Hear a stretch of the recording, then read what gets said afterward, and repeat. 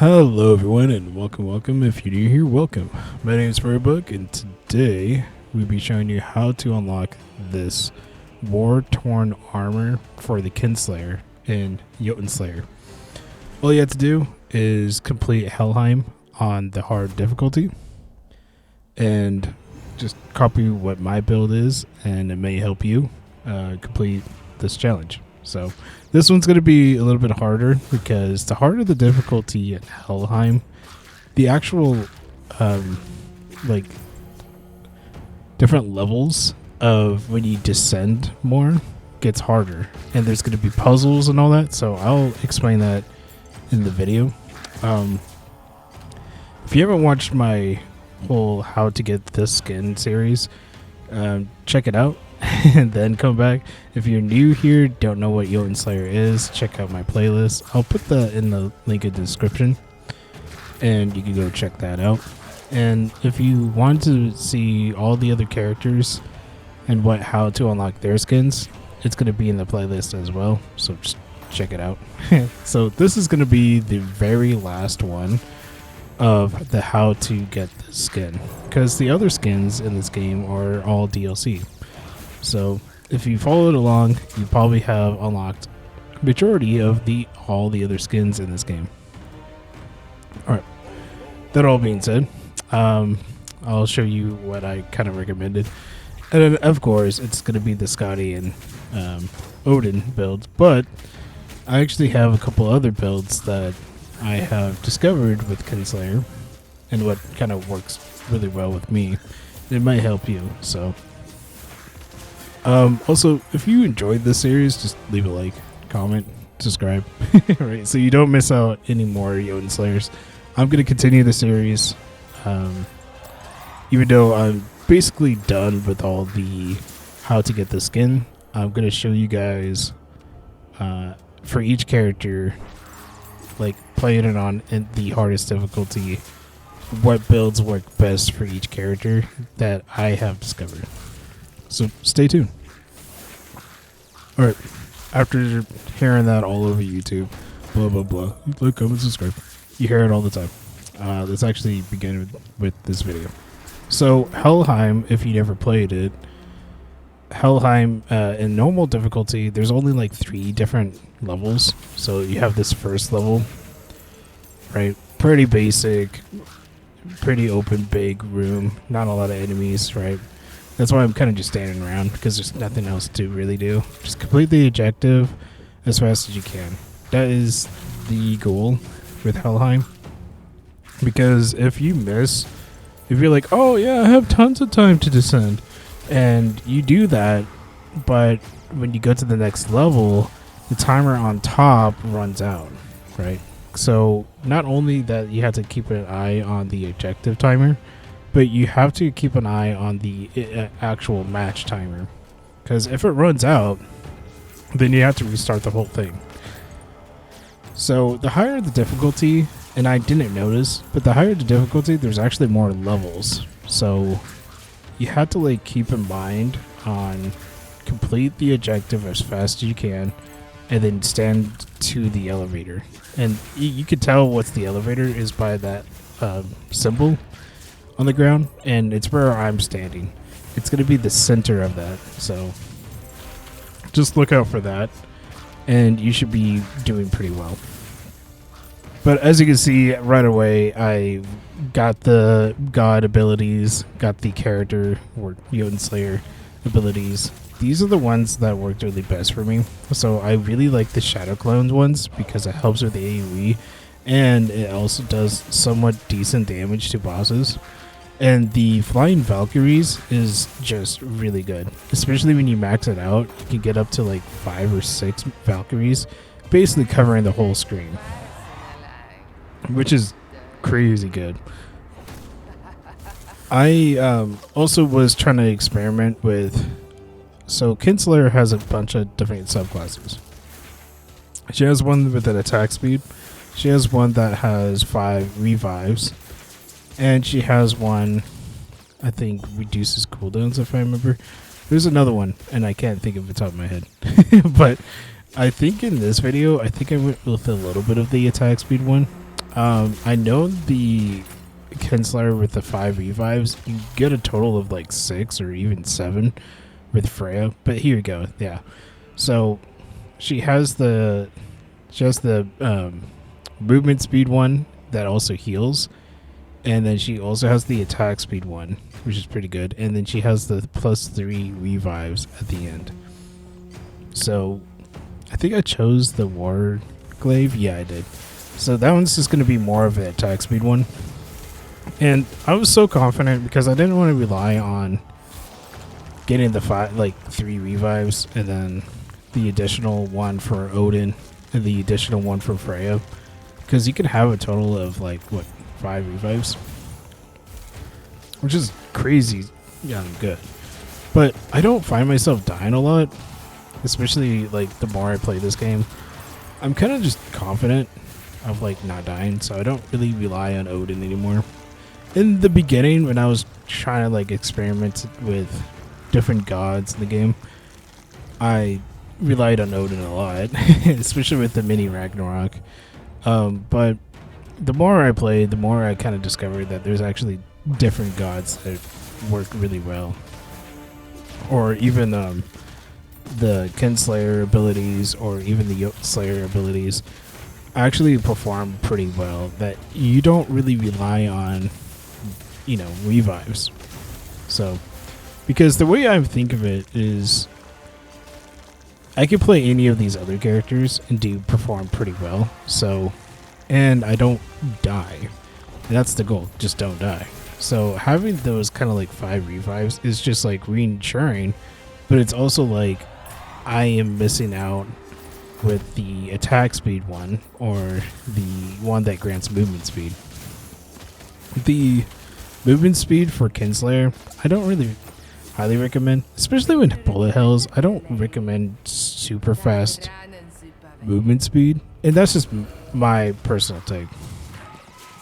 But because I find myself, if you have a lot more movement speed, you're actually prone to hurt yourself, because there's going to be AoE damage, kind of like the blue flames, as you can see there, and you're like, oh, I'm going to dash away. But if you have that crazy amount of movement speed, you might actually run into it and killing yourself.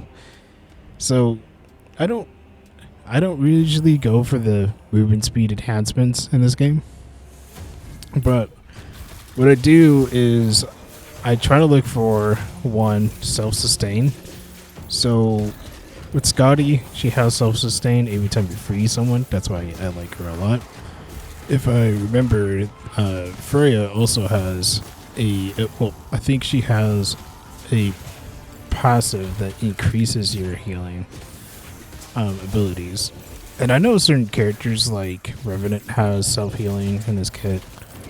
I was gonna say CRS, but I don't think that's right. But anyways, Warden also has self-healing. Every time he picks up food, he actually gains more health. But I don't think Kinslayer really has that. So you do have to might rely on Scotty, or what's the other one? I know someone else has it. I should have wrote notes. But basically, you want to look for gods that have the self-healing. And to proc Scotties, you had to rely on freezing people. So always put 2 points in freeze. So 2 points of your own character, like Kinslayer, and then 2 points of Scotty. And that should usually work. And then the third one, you can do whatever. So Thor is really good. Just if you have more than 2, I think 2 abilities, or maybe 3, you can get Thor's actual self passive that's inside of his kit, and that is Thor's chosen, and that will boost all your damage hugely amount, and then you have a chance to stun enemies and all that. Brock and Sindri, so they also have, if you don't have any kits, let's say you don't have Scotty, or you don't have anyone else that has kind of self-sustain, you can use Brock and Sindri, and and hopefully you get lifesteal for per hit, or just lifesteal in general, like passive healing, right? And that will help you sustain a lot more. But the reason why I don't use Brocken Sentry as much, even though I kind of skip it a lot, well, right now that's not a prime example, but later I don't really use them a lot because I find myself to be like, okay, I can upgrade to get like a sustain ability, or I can do more class damage or anything like that.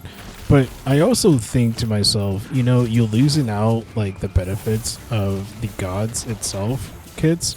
So when you go to the main menu and you go to the store and you upgrade these gods, you get the full benefit of keep upgrading when you play the game, if that makes any sense. So the more you put points, for example, the more I put points in Odin, the more benefits I actually get from him when every time I upgrade him, like in the game.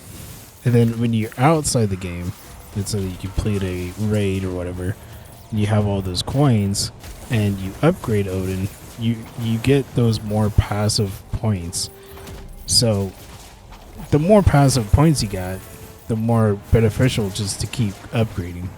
Brocken Sentry does have something similar to that, but I find myself going for the actual gods themselves. So that's why I rely on like Scotty a lot more than Brocken Sentry. Even though Brocken Sentry is there, just in case if you like, oh, I'm going for all attack speed, but I forgot to get lifesteal, or I forgot to get HP 5, like consistently healing, right? So that's why I kind of use them. As you can also use Brocken Sentry to increase crit damage, all that. But if you're going for like crit damage, then you don't have to rely on Brocken Sentry. If you want cooldowns, Scotty also has a lot of cooldowns in her passives. Like just by picking one of her abilities up, you get the full benefit of her passives. It's kind of like Odin, right? You get all of his benefits of when you pick him up. Freya, I think it's Freya or Loki that grants you more attack speed, which I could have used Freya here, but I think I chose not to because I wasn't worried about how hard the difficulty would have been, especially Helheim. Helheim is pretty intensive because it's going to be the very last map that you unlock, and this map also does challenges, and there's lots more hordes of enemies, a lot more elites too. So, and some of the challenges could be really difficult if you're not careful enough. But what really helps me when I play this game is I don't really look at the enemies. I'll glance at them, right? But I'm not staring at them when I'm attacking them. I look at where my character is 99% of the time. Because if I see like a red circle like beneath my feet, I walk a little bit. Because if I'm focusing on, let's say, like the archer, right? I can see him, but if I'm focusing on him, I might not see myself getting hit, or there's a projectile hitting my character, and I couldn't avoid it. So that's how I kind of perceive things. Another thing is I know I could have picked the easier one, but that's because the way I see it is like I'm here to try to unlock the skin. I'm not here to get more gold. But if you have the chance to if you want more gold, pick the harder challenges or the objectives. I chose the medium one because the end of the goal of this video is try to just beat the map so I can get the skin. But if you're really confident and you want extra gold, go for it. Go try the harder objectives.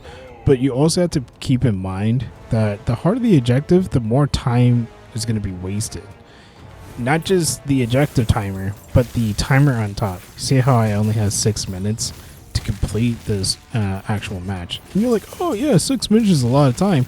Until you descend more, and you're like, oh, I wish I had more time. So, just something to keep in mind. But Another thing, if you're going for more attack speed, kind of like this, I wish I think I picked up the wrong weapon in the character select. Try to find a weapon that does more critical damage or critical hit chance, especially if you're going for attack speed, because you can do a lot more damage by doing that. Since you're having a fast attack speed, the time to kill, whatever, or the crit chance is proccing a lot faster than, let's say, someone that doesn't have a lot of attack speed. And that's just general sense, but I just decided to throw it in there, right? I might as well throw it in there in the video just in case someone else doesn't know that.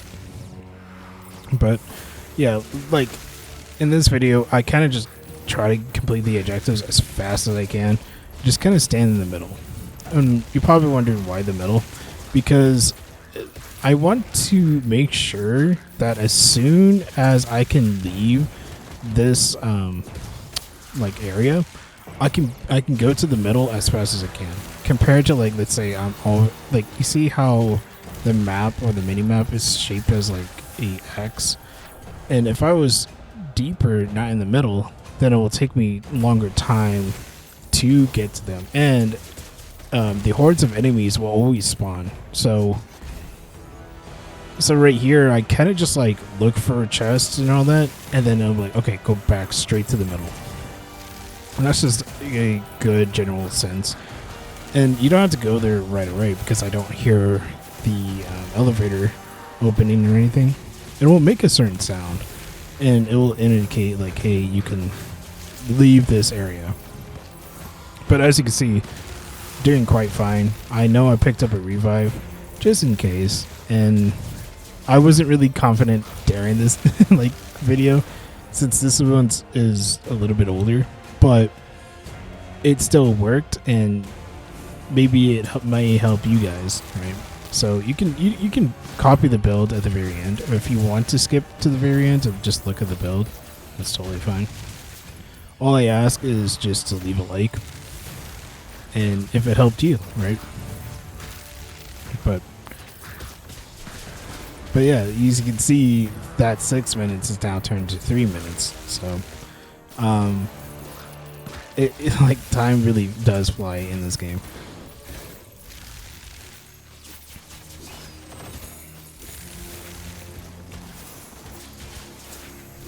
But I think that's really it to really talk about. And I'm just kind of waiting for my character to be able to go down to next level, and I can explain more.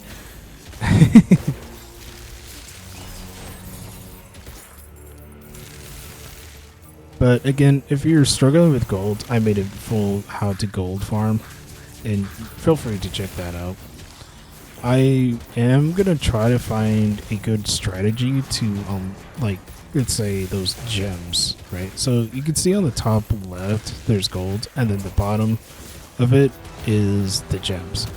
I'm still trying to find a good farm to unlock those gems, but eventually, the more I keep playing this, the more I'm gonna learn. So alright, so this area isn't too bad, if I remember.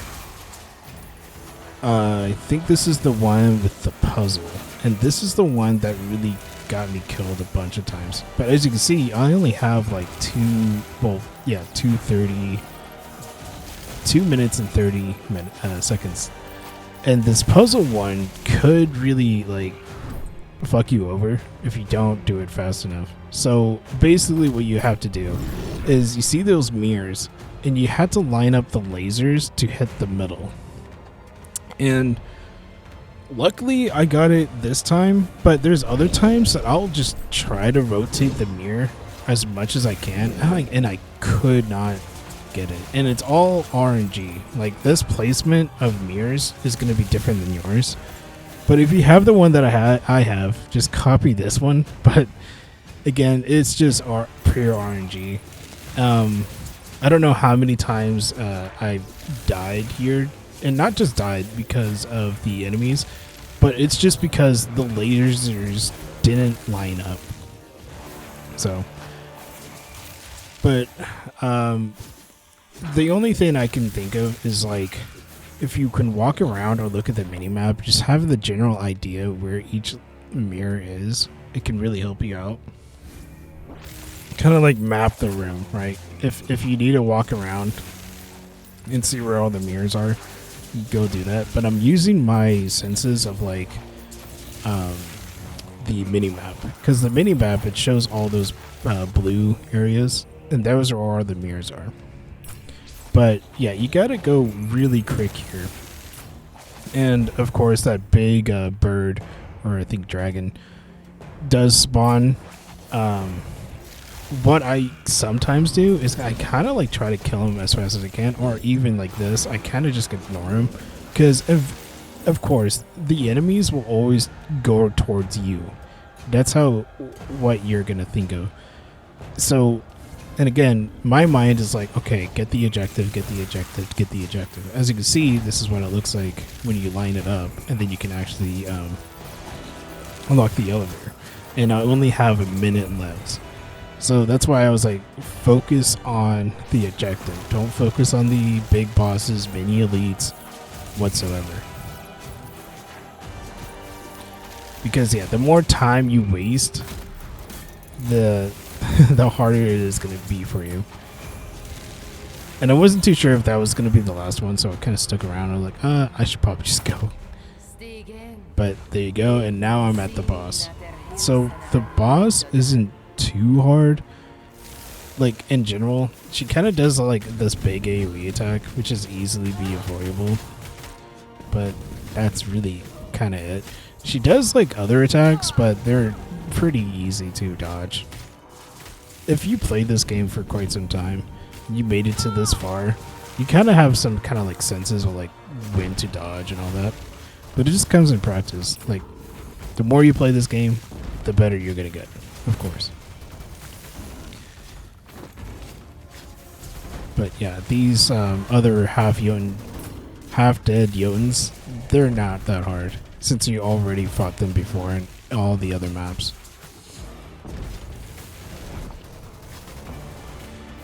But yeah, if this was really your first time fighting her, I don't know why you're watching this video, but but she's not really that hard, really. And you can see right there, I'm basically half health her already. So, does the attack speed Jotunnslayer really work out? I think if I built her with more crit, I think it would have did a little bit better. But it's not too bad. And I think Seirus is really good against bosses. The more I keep watching that how to get that skin for Seirus, the more I'm just like in awe, because I can't believe myself that I could just basically shred a boss less than like a couple seconds. And I know I keep mentioning it in my videos, but it's so crazy to me that I did that.